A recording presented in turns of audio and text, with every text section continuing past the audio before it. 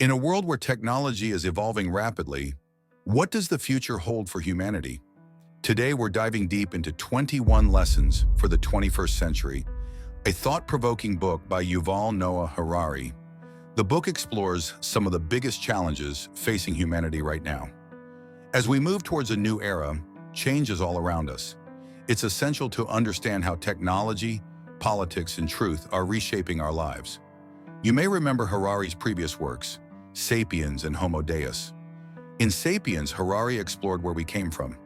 In Homo Deus, he painted a picture of where we're headed, driven by technology. But in 21 Lessons for the 21st Century, he focuses on the present, helping us understand the challenges we face today. We humans have always created and been part of stories. Stories are not just a means of entertainment. They provide us with a framework to understand the world. Harari says that humans are storytelling animals. If we want to show logic and patterns in the world, we need a story. There was a time when big narratives like fascism and communism became models for understanding and running the world, but those stories fell apart. Fascism ended after World War II, and communism ended with the fall of the Soviet Union in 1990. Liberalism, which promised freedom and democracy, remained as the last big story, but today liberalism is also in crisis. Harari says that liberalism, once the most powerful story, is now facing an existential crisis. Liberalism's promise was freedom, individual rights, and equality. But today, equality and nationalism are shaking its foundations. Harari says that the 2008 global financial crisis was a major blow to the story of liberalism. When governments used public money to save banks and corporations, people's faith in liberal democracy began to waver. After this, nationalist movements like Brexit and Trump further weakened liberal ideas. Liberalism's second major challenge is globalization. Globalization has made an elite group more powerful, while ordinary people fear losing their jobs and identity. Harari says that liberalism's model was perfect for an industrial economy, but not for today's digital and AI-driven economy. Harari says that liberalism is not just facing political challenges. Technology has also shaken its foundations. The revolution of biotech and infotech has created new ways to understand and control human behavior. There was a time when democracy worked on a simple model. People voted according to their benefits and ideas. But now AI and big data algorithms can predict and influence these decisions. If an algorithm predicts your future, are you still free? If a company or government controls your data, is your freedom still the same as promised by liberalism? Harari says that liberalism was based on human autonomy, but now as machines become experts in understanding and controlling us, it has become an existential challenge for liberalism. Harari says that we need to shift from panic mode to bewilderment mode. In panic, we can't think clearly out of fear, but bewilderment gives us the opportunity to think of new solutions. Harari believes that the end of liberalism is not the end of the world. It's the beginning of a new era. If we don't create new models and new narratives, we won't be able to face the biggest challenges of our time. Stories can fall apart, but humans are experts in creating new models and new stories.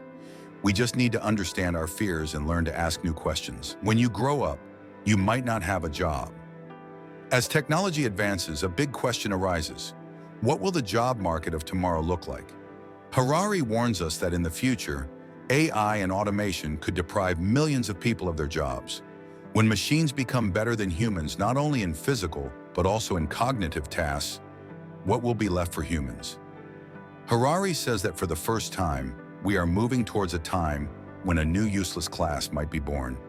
In the past, during the Industrial Revolution, when a job was lost, a new job emerged, like agricultural workers taking factory jobs.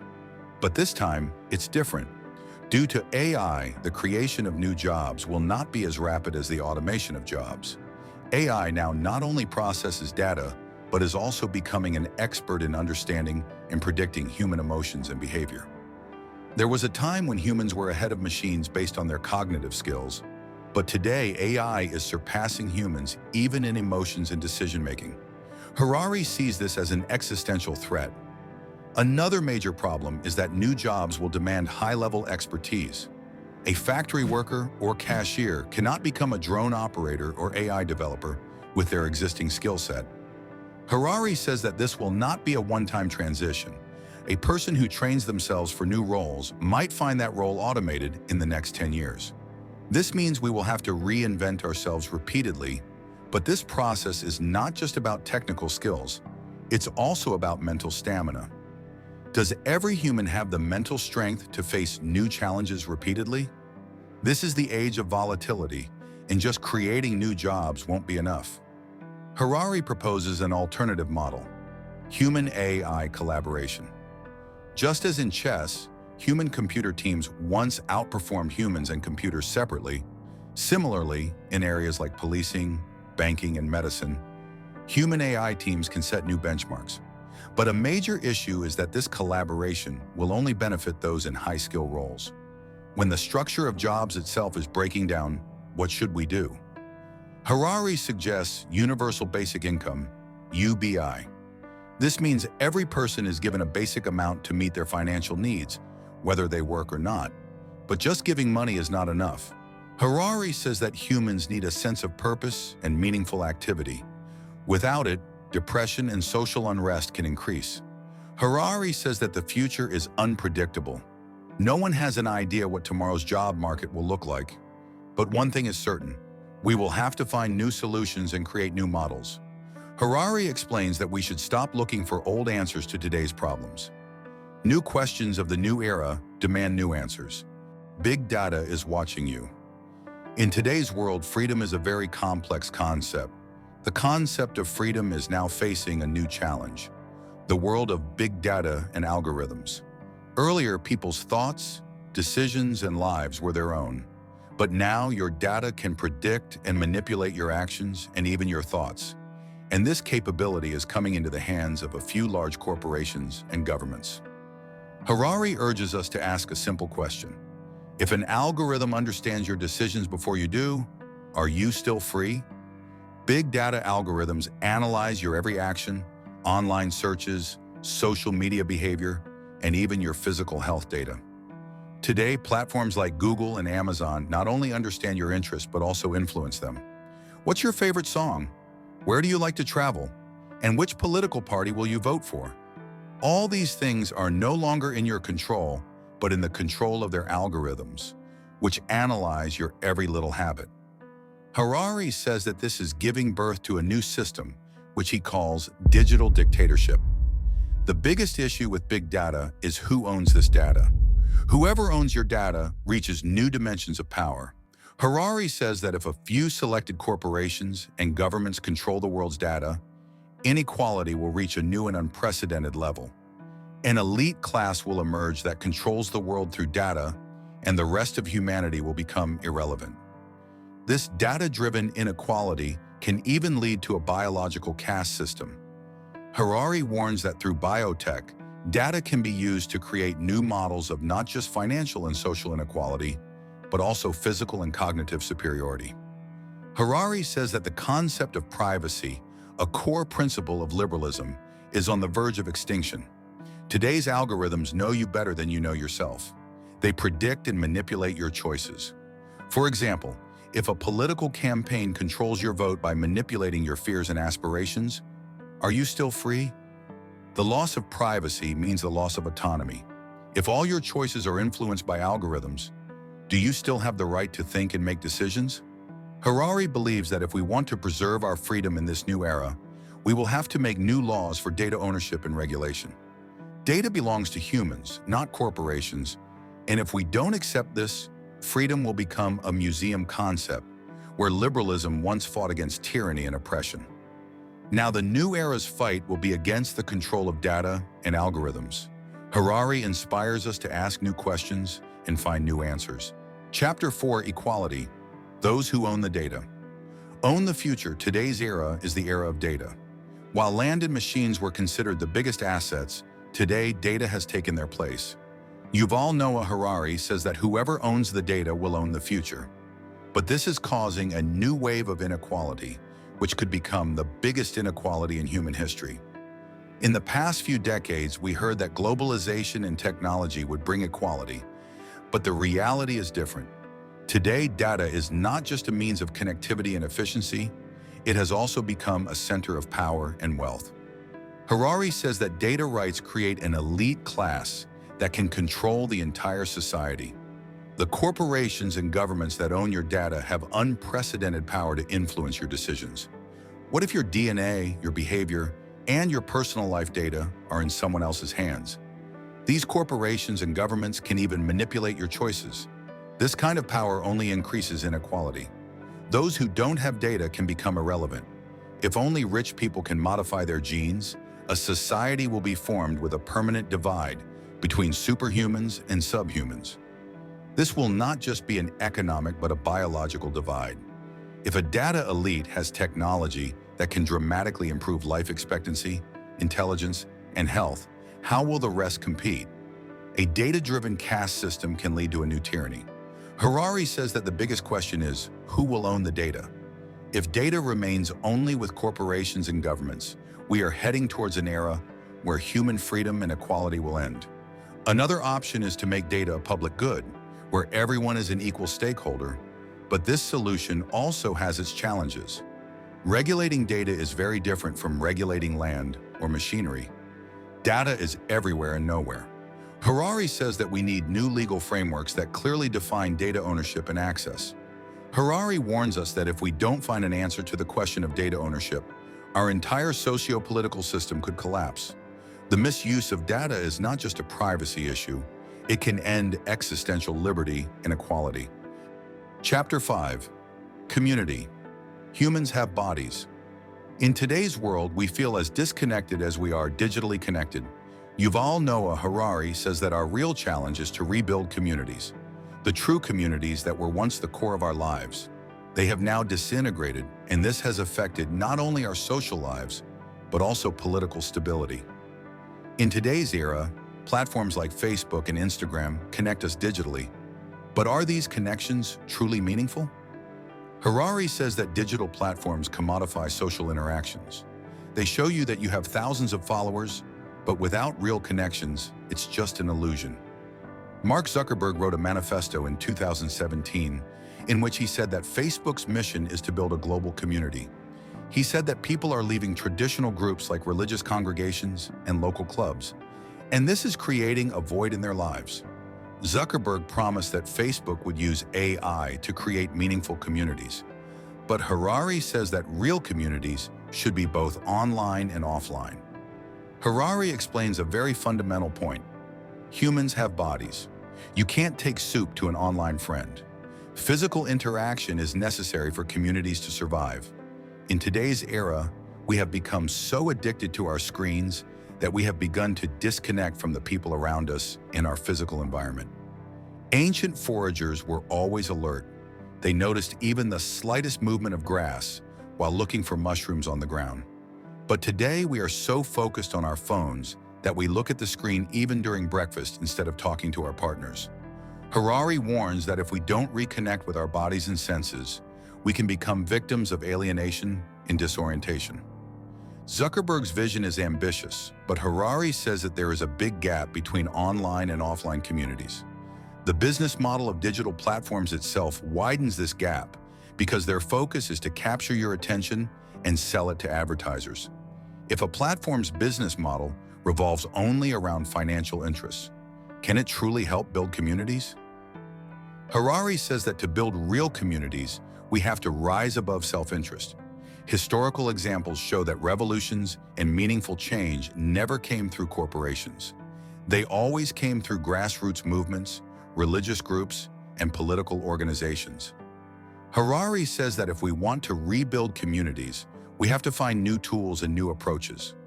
Online communities will only remain an illusion.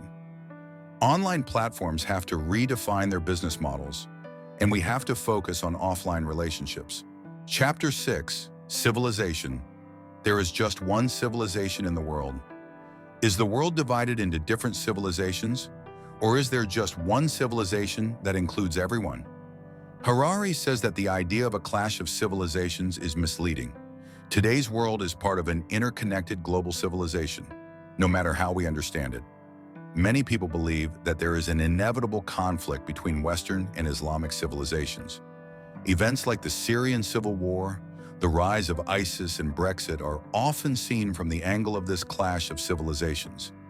It is believed that when Western democracies impose their values, such as democracy and human rights, on Muslim nations, there is a backlash. But Harari refutes this thesis. He says that the conflicts are not between separate civilizations, but issues within a global civilization. Islamic fundamentalism, which is a major challenge today, is also an offshoot of global culture, not a part of an ancient and alien world. Harari explains that radical groups like ISIS are products of modernity and globalization. These groups appeal to alienated youths who cannot find a place in their societies. Modern thinkers like Marx and Foucault influence them as much as their historical Islamic culture. This means that groups like ISIS are not medieval, but twisted versions of modern global culture. Harari's biggest argument is that the world is part of a single civilization. When North Korea and Iran develop their nuclear programs, they follow the same physics principles that the USA and Israel follow. This shows that when it comes to practical issues like state building, economy, or healthcare, everyone's perspective is shared. This means that conflicts are not due to separate civilizations, but due to disputes within a civilization. Harari highlights that religious struggles in Europe in the 16th and political struggles between Britain and Germany in the 1940s are also examples of a shared civilization. Harari says that today's major challenges, such as climate change, AI disruption, and biotechnology, are global in nature. Their solutions cannot be found within a single nation or civilization. But these challenges make us more interdependent, not separate. If we keep our identities confined to local and divisive boundaries, we will not be able to find solutions to global problems. Harari inspires us to address our conflicts and problems according to an interconnected world. Chapter 7, Nationalism. Global problems need global answers. Yuval Noah Harari says that nationalism is an ideology that is quite popular in the modern world, but it is not sufficient for solving today's global problems. Crises like climate change, nuclear threats, and technological disruption demand that we think beyond national boundaries. Harari explains that nationalism is a modern construct. In ancient times, people were connected to their small tribes and communities. But as challenges grew and nations were formed to build irrigation systems and handle large-scale wars, the primary purpose of a nation was to ensure the security and welfare of its citizens. But today's world is different. Now our challenges are not just national but global. For example, climate change is an issue that cannot be solved by the efforts of a single nation. Nuclear war and technological disruption also demand a collective global response. Harari says that nationalism is not the solution to today's problems. A nation works only for its own interests, but today we need to think for the entire human race. If one country reduces its carbon emissions, but other countries don't pay attention, the climate crisis will not be solved. Similarly, if one country follows ethical guidelines for genetic engineering or AI and others don't, humanity could suffer a great loss. Harari calls nationalism escape indulgence. National leaders assure their citizens that only national solutions can solve their problems. But this is far from reality. Nationalism often distracts people from global issues and keeps them busy with local issues. Harari argues that today we need a global identity, an identity that forces us to think according to a shared humanity. But this does not mean that we have to abandon our local and national loyalties. A person can love their family, community, and nation, but they should also have a sense of global responsibility. Harari says that global politics has to be strengthened. This does not mean creating a world government, but rather that every nation's policies should consider global interests. This will be a tough challenge, but it is necessary for the survival of humanity. Chapter 8, Religion. God now serves the nation. Religion's role has always been very important in our society. Harari explains that religion used to provide solutions to technical policy and identity problems, but in today's era, its role has changed. Religion now mostly revolves around identity problems and sometimes becomes a tool of modern nationalism. In the past, religions provided solutions to technical problems. For example, ancient farmers predicted rain through religious rituals, and temples organized prayers for pest control. Medicine was also once under the control of religion, but modern science has replaced religion in these areas. Today, if there is a drought in a country, people pray to Allah or God, but they also go to geneticists and chemists for solutions like pesticides and drought-resistant crops. In cases of policy issues like global warming or economic planning, religion's role has become limited. Modern frameworks of scientists and policymakers are more relevant in these matters. Harari says that religious leaders somehow work under modern scientific theories. In today's era, we need evidence-based policymaking for global problems, which ancient religious scriptures do not provide. Religion creates people's identities, making them feel part of a tribe, but Harari warns that this power can be destructive rather than constructive. In today's era, religions mostly support nationalism. Shia clerics in Iran, rabbis in Israel, and Orthodox priests in Russia promote their nation's interests and ignore global collaboration in this process. Harari explains another important point. Religion has now become a tool of nationalism. North Korea's Yuka ideology is an extreme example, where Kim Il-sung's family is given divine status. This is a warning of how the combination of religion and nationalism can be destructive. To find solutions to global problems like nuclear war or climate change, we have to rise above local identities. Harari says that religions have the potential to provide positive solutions for humanity, but today they are mostly used to create division and conflict. If we can align religion with a global vision, it might become a positive force, but for this, religious leaders have to abandon their tribal biases and adopt universal values. Chapter 9. Immigration. Some cultures might be better than others. Yuval Noah Harari says that the issue of immigration is not just about the movement of people, but also about conflicts of identity and culture. When people move from one country to another, it is not just a physical movement, but an interaction of values and traditions. It is important for all of us to understand the challenges of this interaction.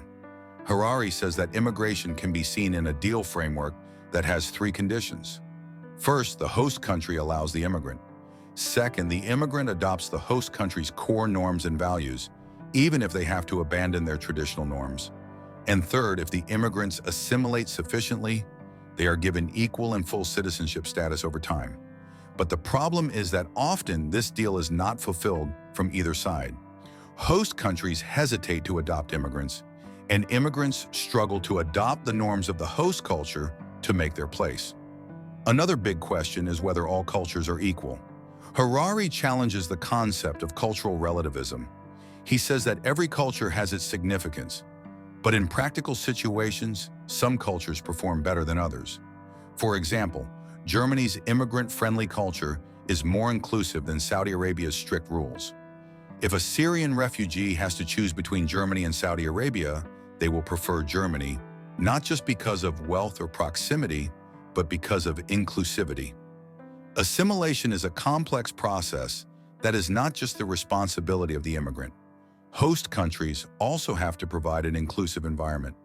But the ground reality is different. Immigrants often face institutional discrimination, which blocks their progress. This creates a vicious cycle between the host and immigrant communities. Harari says that instead of making immigration debates a shouting match, we have to adopt a balanced approach. We have to create an equilibrium between assimilation and inclusivity while managing cultural differences. This is not just the collective responsibility of political systems, but of all of us. Chapter 10. Terrorism, don't panic. Yuval Noah Harari explains this topic from a unique perspective.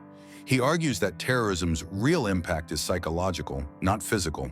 A terrorist's true weapon is imagination, and if we can shield our minds from their influence, terrorism's impact will significantly diminish.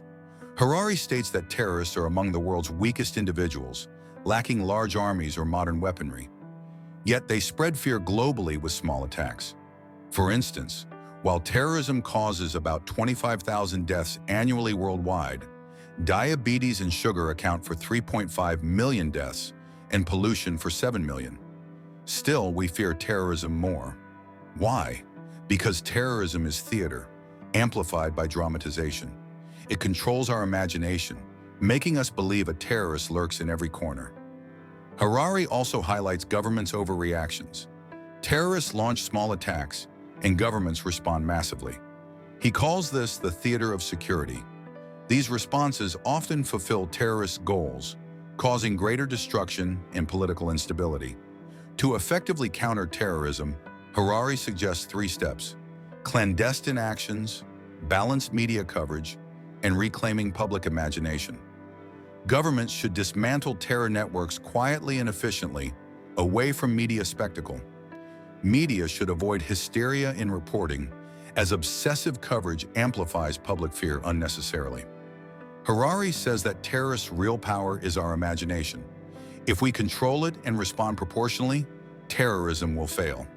The present-day terrorism is a psychological game, but future nuclear, cyber, or bioterrorism could pose real existential threats. Harari warns against confusing current small-scale terrorism with future large-scale threats. Overreactions shouldn't target present attacks, but governments must prepare for future threats. Harari's message is clear: terrorism's success or failure depends on us. If we protect our minds from their control and avoid overreacting, terrorism will fail. But if we fall victim to our fears, terrorism wins. Chapter 11. War. Never underestimate human stupidity. Yuval Noah Harari observes that we've experienced a peaceful era in recent decades, with the lowest percentage of deaths from human violence. Yet the fear of militarization and war persists. Are we heading toward a new global conflict, or can peace be maintained? Harari offers a different perspective, noting that wars were historically low-damage, high-profit ventures. For example, in the 1066 Battle of Hastings, William the Conqueror conquered England in a day, with only a few thousand casualties. But today, nuclear weapons and cyber warfare have made war a high-damage, low-profit activity. This means countries find warring against each other too expensive and destructive, with no clear profit. Harari also emphasizes human stupidity. He argues that even rational leaders make stupid decisions. World War II, for example, was a counterproductive move for the Axis powers, driven by miscalculations. Harari says human rationality doesn't work like a chess game. Leaders think every move is calculated, but the world is more like a weather forecast, prone to unpredictable disasters. Today, superpowers avoid direct war due to the suicidal nature of nuclear weapons. The peaceful outcomes after the Cold War show that even superpower conflicts can be resolved peacefully when humans make wise decisions. However, arms races and constant militarization undermine peace. Cyber warfare poses a new challenge. If a superpower targets another's critical infrastructure through cyber attacks, wars become unpredictable and uncontrollable. Therefore, modern nations must find new conflict resolution methods. Harari warns against 2 extremes: believing war is inevitable, which fuels arms races and conflict escalation, and believing war is impossible, which is naive because human stupidity and cultural egotism can trigger unexpected wars. A possible solution is humility, with nations, religions, and cultures recognizing their limited place in the global perspective. Mutual respect and compromise are key to a peaceful future. Harari suggests that war is less likely today, but human stupidity and modern technology make it ever possible. Chapter 12. Humility. You are not the center of the world. In this chapter, Harari explains that believing we are the center of the world is a major misunderstanding. We are merely a small part of the world's vast ecosystem. Harari notes that many cultures have considered themselves the center of history. In the West, during the Industrial Revolution, the European model was deemed universal. Similarly, some religious beliefs claim their religion as the sole truth. This arrogance fosters ego and misunderstanding. Scientifically, our existence is not part of a divine plan or special compared to other species. Harari argues that human progress is a collaborative effort, highlighting our interdependence. For example, a smartphone is the result of years of research, global collaboration, and continuous effort, not just one engineer's invention. Harari warns that when nations, religions, or ideologies consider themselves the world's center, conflicts become inevitable. History repeatedly shows that ego-driven politics and claims of cultural superiority increase wars and misunderstandings. Today, ideologies based on nationalism and religious superiority continue to create divisions. Harari argues humility means understanding our interconnectedness and global humanity, not just ourselves. The more interconnected and inclusive we think, the better we can solve global problems. Chapter 13. God. Don't take the name of God in vain. In this chapter, Harari discusses two ways of understanding God, as a cosmic mystery and as a worldly lawgiver. Understanding both their meanings and impacts is crucial. When asked about God's existence, people often refer to the mystery of existence, such as the universe's origin or consciousness. These unanswered questions are attributed to God. This concept represents awe and wonder, but we can't concretely define it, as it merely names our ignorance. Harari calls this the philosopher's God, discussed around campfires when pondering life's deep meanings. However, people also view God as a lawgiver, interested in mundane matters like fashion, food, and sex. This God creates strict rules about clothing, food, and relationships. People use this worldly lawgiver God for political and social objectives, the same God that fueled crusades, jihads, and witch hunts. In this God's name, people divide, spread hate, and justify violence. Harari points out that people often confuse these concepts, justifying personal biases with cosmic mystery. For instance, they claim science hasn't explained the Big Bang, so God must have created everything, then use this God to impose dress codes and social norms. This contradiction arises because if the universe's God is so mysterious, why would it care about human clothing or relationships? Harari argues that the more mysterious God is, the less likely it's interested in human morality or tools. The Bible's commandment, "Don't take the name of God in vain," means not misusing God's name to justify political ambitions, personal grudges, or land disputes. Today, following this rule could end many conflicts and hatreds. Harari suggests finding logical reasons for fighting instead of invoking God's name. Harari concludes that while God is a powerful idea, its misuse poses a major problem for human society. We should respect the cosmic mystery, but avoid its misuse. The question is whether we can view our religious beliefs from a broader, more inclusive perspective. Chapter 14. Secularism. Acknowledge your shadow. Harari argues that secularism is not merely the absence of religion, but a fully active and positive worldview. People often mistake secularism for irreligion or amorality, believing secular individuals don't attend temples or churches, don't pray, and don't believe in God. However, Harari argues this is incorrect. Secularism isn't an empty box filled with nihilism. It's a coherent code of ethics based on observation and evidence.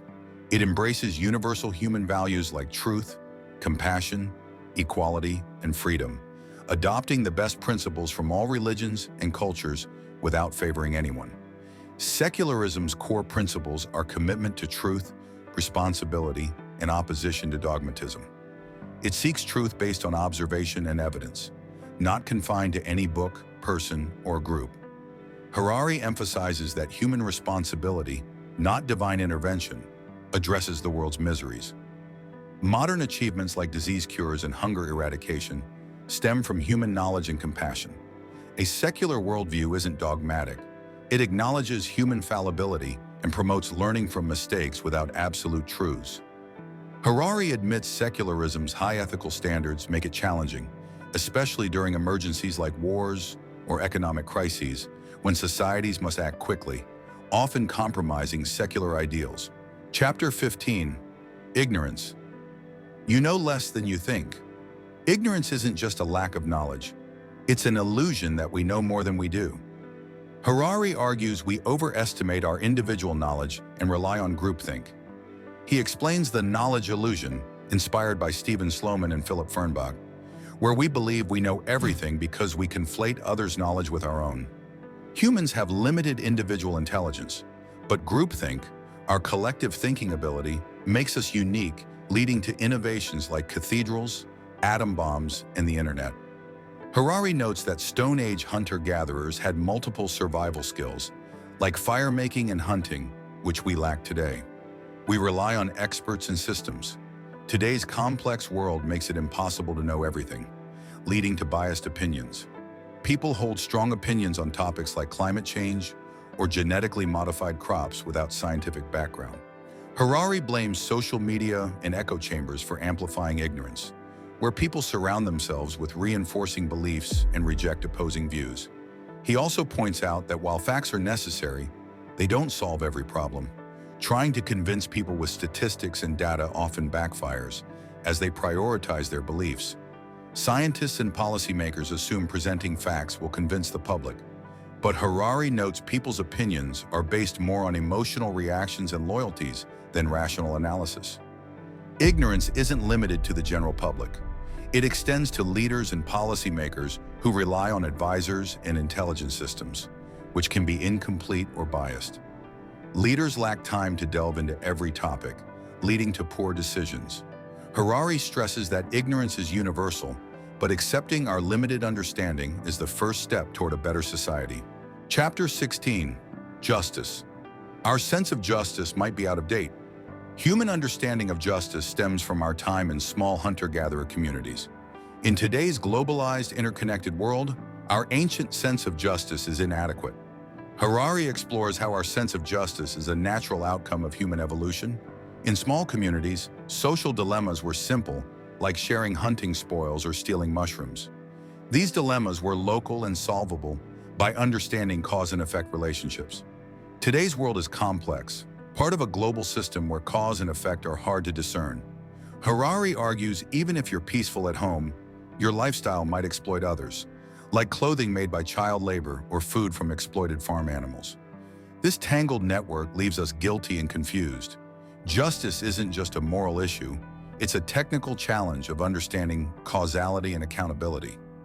In global systems, accountability is diffused. Consumers don't know their pension funds support dictators or environmental disasters. Defining universal justice is difficult because ancient issues were local and direct, while today's global issues are abstract and indirect. Harari suggests evolving our ancient sense of justice to solve today's global justice problems. Justice is now a philosophical and practical question, trapped between numbers, systems, and interconnected networks. Humanity must reevaluate its moral frameworks to achieve justice in an interconnected world. Chapter 17, Post-Truth. Some fake news lasts forever. Harari argues we live in a post-truth era, but it's not new. Homo sapiens have always been a post-truth species, constructing and maintaining societies through fictions and narratives. Post-truth means blurring the lines between truth and falsehood, where people rely on emotions and narratives over facts. Harari reminds us fake news isn't a modern invention. Since ancient times, self-reinforcing myths have bound societies. Ancient gods, miracle stories, and religious doctrines shaped collective human life. Nationalist ideologies have distorted history, providing common frameworks but manipulating truth. Today's digital age amplifies fake news, with social media platforms and sophisticated technology spreading disinformation. Fake news travels at light speed, causing global confusion and outrage. Leaders weaponize fake news to promote agendas. Harari illustrates religion and nationalism as forms of fake news. Religions, lasting millennia, become realities despite lacking scientific basis, though Harari acknowledges their benefits. National myths, like Hitler's propaganda or Soviet Union's doctored photos, manipulate history but create powerful narratives. Fake news has evolved, like Japan's 1931 creation of Manchukuo, to justify invading China. Today, algorithms and AI pinpoint and amplify disinformation, blurring truth and falsehood. Harari stresses that humanity must understand and address the impact of narratives and disinformation to build a meaningful, truth-based society. Fictions are powerful, but their misuse can harm society. Chapter 18, Science Fiction. The future is not what you see in the movies.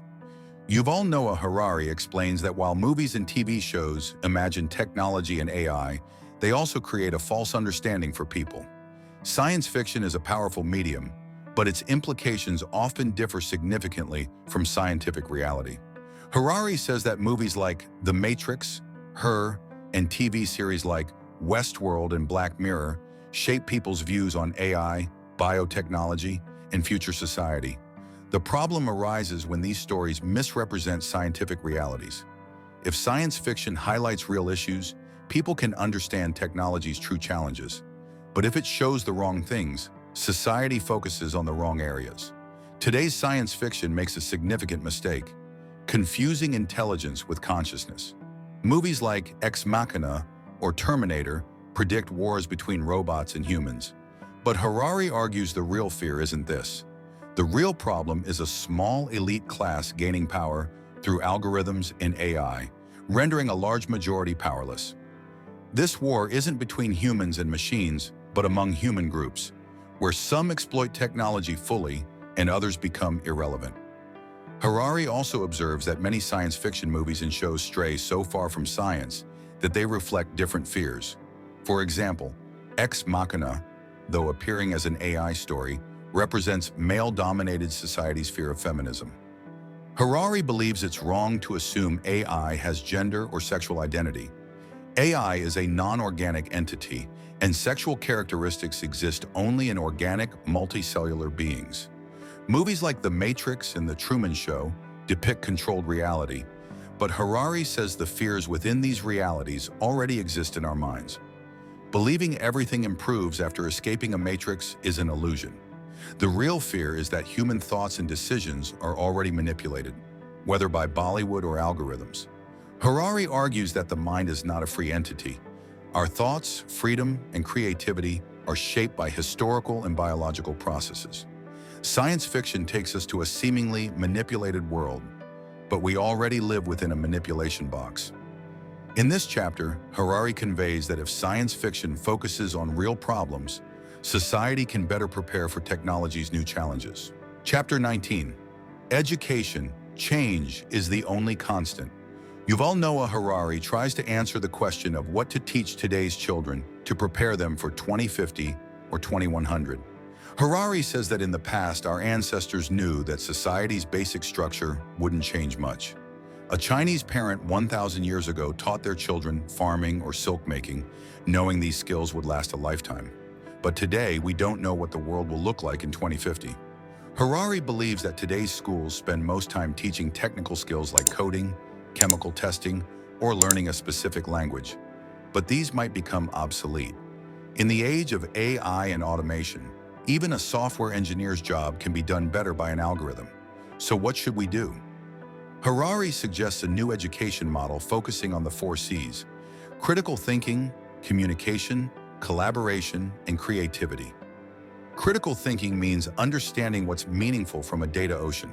Communication means effectively talking to people from diverse backgrounds.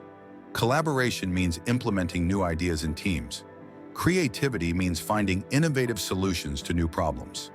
These skills mean teaching students adaptability and emotional resilience. Another crucial point is that education shouldn't be a one-time thing. Harari says that in today's world, people must reinvent themselves repeatedly. One person can't spend their entire life in one career. New jobs require new skills. But what about mental health in this transition? Harari warns that constant change and uncertainty can disrupt people's mental balance. Therefore, education systems must focus on emotional intelligence and mindfulness. Harari says that in the past, schools provided students with data and assumed they'd form a coherent worldview. But today, decision-making speed and urgency demand a broader understanding. Without a clear narrative, the future will be shaped by random decisions, which can be dangerous. The real purpose of education is to teach adaptability and balance. Harari says that if we want success in the new era, we must create new education models that make people balanced and thoughtful citizens, not just technical experts. Chapter 20. Meaning. Life is not a story. Harari says that humans are storytelling animals. We understand our lives as stories, as if everything is a drama with heroes, villains, climaxes, and resolutions. But the truth is, the world doesn't follow any story. The universe functions without any narrative. Harari says that throughout human history, every culture has created different stories: religious epics, national narratives, and romantic tales. Hindu epics like the Bhagavad Gita mention a cosmic cycle where everyone fulfills their dharma. These stories give people purpose and peace, but they're merely human creations. From Simba's Circle of Life to modern self-help books, every story has a central idea: you have a role. These stories give people identity and justify their actions. But Harari explains that if the story is wrong, people live in an illusion. Harari makes a groundbreaking observation. Meaning is a human construct. This means meaning isn't in any story, religion, or divine order. It comes from your emotions, actions, and personal choices. Liberalism believes you define your life's meaning, not an external power. An interesting analogy is that all stories in a supermarket, Bible, Vedas, Quran, Gita, romantic novels, are like ready-made products. Harari says real meaning comes when you create your path through your choices and actions. Another popular story is romantic love. When people fall in love, they seek all life's meaning in one person. Romantic poets and Bollywood movies celebrate this idea that a soulmate solves every life question. Harari says this is also an illusion. Love is a powerful emotion, but it's not a universal cosmic truth. Liberalism views this from a new angle. You create your life's meaning through your choices and creativity. Departing from Simba's circle of life, liberalism says you can define a new circle for yourself. Harari provides a deeper perspective. Chasing meaning is the wrong approach. Life's real beauty lies in its unpredictability and dynamism. Meaning isn't a fixed concept, but a fluid idea defined by your present actions. Harari understands that living outside story illusions, experiencing life as raw and real, can be most meaningful. Chapter 21. Meditation. Just observe. Harari highlights meditation's importance, a tool that helps us understand our mind's true dynamics. It's a technique that not only provides peace, but also offers a new perspective on our thoughts and emotions. Harari says meditation is a practical exercise where you directly observe your mind's patterns and sensations. This combination of modern neuroscience and ancient meditation techniques opens a new dimension.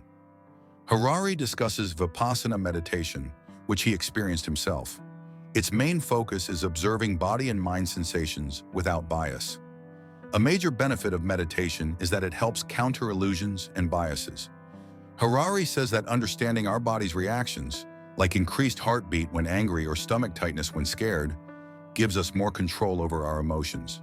The real purpose of meditation is understanding our inner reality. Harari explains that we experience every world event as body sensations. If you feel outrage at negative news, your body feels that sensation, and your reaction depends on it. Understanding our reactions increases our mental resilience. Harari mentions a basic Vipassana principle: observe, don't judge. This principle lets you accept and control emotions in every moment. Another aspect is making our thoughts more mindful and disciplined. Harari warns that meditation isn't an instant solution. It's a continuous practice requiring time and patience. Harari uses meditation as a tool that helps him write books like Sapiens and Homo Deus. It complements a scientific approach and gives us a deeper understanding of balancing our mind and body. Today, we journeyed through Yuval Noah Harari's 21 Lessons for the 21st Century, a book that not only imparts knowledge but also reveals the complexities of our age, shaped by new dimensions of technology, politics, and truth. Harari explained how the biotech and infotech revolution redefines our work, freedom, and equality. In the new era of AI and big data, human autonomy faces new questions. Old models like liberalism must seek solutions beyond today's nationalism, community breakdown, and global problems. New ways to understand sensitive topics like immigration and religion are suggested. Harari provides practical perspectives on terrorism, war, and humility, showing how to break cultural biases and achieve broader understanding.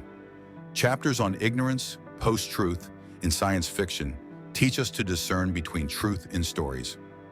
Critical thinking and self-awareness are crucial in the age of algorithms and misinformation.